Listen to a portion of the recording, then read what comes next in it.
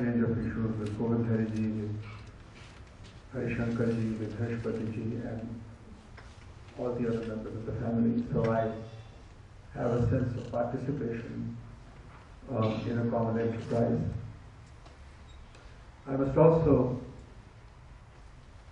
admit to a sense of great gratification at the topic that has been chosen for the deliberations in this international conference.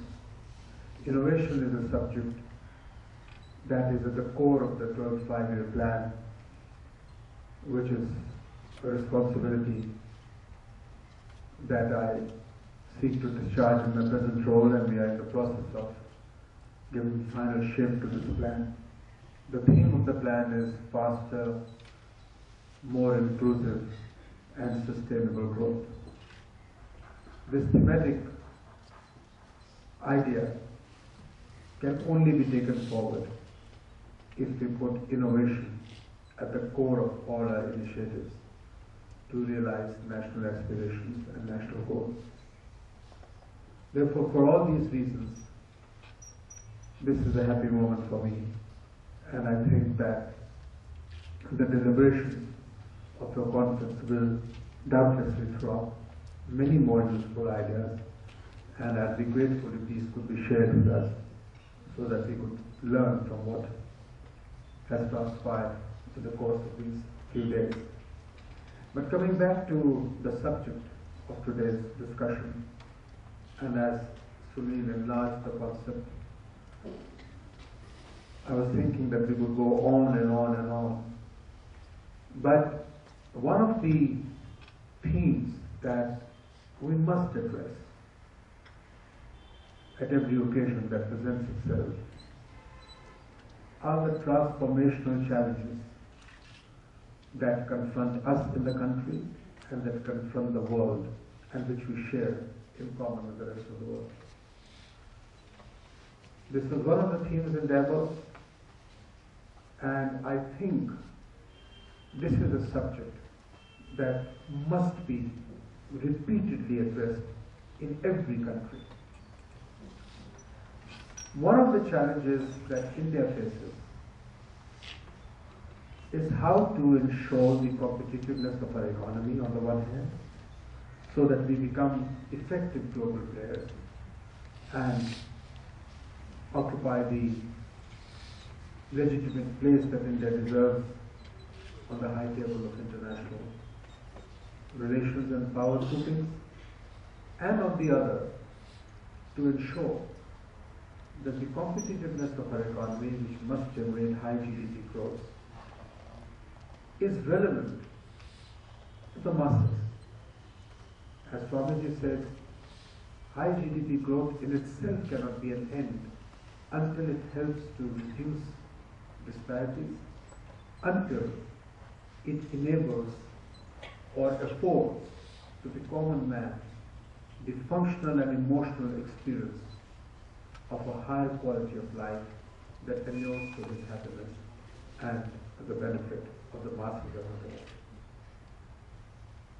The twin objectives, in my view, can be purposefully served if we can marry innovation to the aspirational challenges of the people of India in terms of the quality of their daily lives.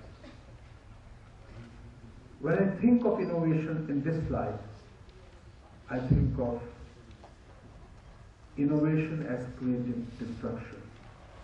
Creative destruction only to create something better, something more affordable, something that is malleable, which is benign, which is diverse, which is distributed, and finally, which ensures inclusiveness and inclusive growth.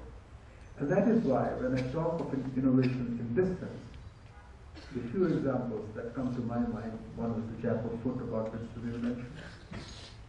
Other is the hepatitis B vaccine, which we were able to create in this country at 1/30th of the cost that was the earlier cost before we went in for innovative scientific research. Kevin Care's shampoo which is sold in sachets for 50 paisa, enabling poorest of the poor to use it for healthcare and for personal hygiene, sanitation. I think of the nano car, which has given to the lower middle class that emotional happiness and experience of possessing a vehicle, a car. I think of the legit Papa, for instance. 40,000 women today in an organization that was started by 7 founding women way back in '59. And I think of a number of other examples. A solar lighting equipment for $200 for rural households. I think of a water purifier for 2 pence for a family of 5 that can give purified drinking water to an ordinary family, a family that lives on the margin. This is the kind of innovation that will be meaningful to the people of India, that will ensure a quality of life which is affordable by the masses that go to define India's republic and its democracy and its society. Therefore, when we talk of innovating, serving those at the bottom of the pyramid, we must have in mind those 4 billion people globally who are actually at the bottom of the pyramid. And as Professor Prahlad reminded us, it makes eminent economic good sense to cater to this 4 billion people, which would be the largest customer base or a client base or a market for any business, for any company. It is therefore preeminently profitable to think of the needs of these people and going for innovative strategies and innovative products. Hindustan Lever is a case in point, a great success story in innovative marketing, and then added profits to the balance sheet through innovative marketing. Sunil mentioned about India's highest productivity in milk. Modest as it is, it did speak of Hero being the largest manufacturer of motorcycles and 2-wheelers in the world. And this is what we have achieved. We have achieved world-class scale. We have achieved leadership in technology. We have also achieved leadership in management. But the challenge today is to get the genius of our people to concentrate on finding solutions that would empower Indians as a whole. And a wholly empowered nation will certainly be one of the most powerful nations in the world. We would then not have to go lobbying for getting a seat as a permanent member of the UN Security Council. The power of 1 billion plus people would be recognized as an undeniable power and as a power that cannot be denied its legitimate recognition in whatever fora we seek to achieve that recognition. By 2050, we will be a planet with 9.2 billion people. Half of that humanity would be in Asia, and half of the Asian humanity would be in India. Just imagine the scale. Traditional technologies are not enough to meet the aspirational challenges of such a vast number of people. Let me also reflect very briefly on the frontier areas of science and technology, because you can't think of innovation without mastering the knowledge of science. We have in the Department of Science and Technology, which also I have the privilege to preside over as the Minister of State, have initiated a scheme to inspire young minds to take to science, technology and innovation. It's been an extremely successful scheme. It is known as Inspire. We give away thousands of fellowships and scholarships to young students who want to take to science as a stream and then commit themselves to a career in science. We are also working on devising an ecosystem in the country that will be able to absorb that talent and give a stake to people who are pursuing science for a better future for them, for better job placements, etc., etc. And one of the steps in that direction is the Innovation Fund of $1 billion, and that fund is actually intended to inspire entrepreneurs who are committed to innovation and to the culture of science. Now, India's traditional and civilizational ethos is one which has been defined by